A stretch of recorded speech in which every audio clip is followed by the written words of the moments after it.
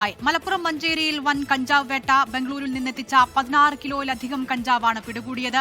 സംസ്ഥാനത്ത് Toofan the narco hunt തുടരുകയാണ്. എറണാകുളം പെരുമ്പാവൂരിൽ 18 കോടിയുടെ ഹൈബ്രിഡ് കഞ്ചാവുമായി പിടിയിലായ ആയുഷ് ഹോൾസെയിൽ ഡീലർ എന്ന് പറയുന്നു ഡിഐജി യതീഷ് ചന്ദ്ര.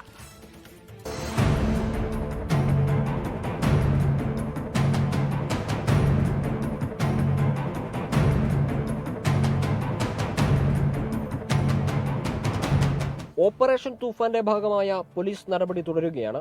കാറിന്റെ ബോണറ്റിലും മറ്റു ഭാഗങ്ങളിലുമായി ഒളിപ്പിച്ച 16 കിലോ കഞ്ചാവാണ് മഞ്ചേരിയിൽ നിന്ന് പോലീസ് പിടികൂടിയത്.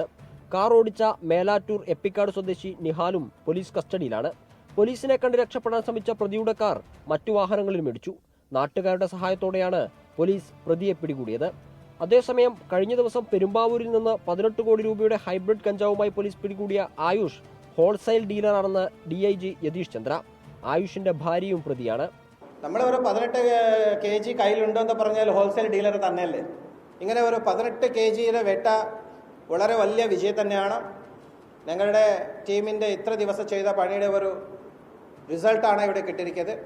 കേരളത്തിലെ പോലീസിൻ്റെ ഓപ്പറേഷൻ തൂഫാനിൻ്റെ അണ്ടറിൽ ഈ ഒരു വേട്ട ഇനി തുടർന്നു. ഞങ്ങൾ നന്നായിട്ട് മുന്നോട്ട് കൊണ്ടുപോകും. 1 കിലോ കഞ്ചാവ് ആയുഷിന്റെ സ്കൂട്ടറിൽ നിന്നും 16 കിലോ ഇയാൾ താമസിക്കുന്ന ഫ്ളാറ്റിൽ നിന്നുമാണ് പിടികൂടിയത്. ഓപ്പറേഷൻ തൂഫാന് ജനങ്ങളുടെ സഹകരണം ലഭിക്കുന്നുണ്ടെന്നും പോലീസ് പറയുന്നു. ലഹരി എത്തിക്കാൻ സഹായം ലഭിക്കുന്ന മറ്റ് കേന്ദ്രങ്ങളിലേക്കുള്ള അന്വേഷണവും തുടരുകയാണ്. 24 മലപ്പുറം.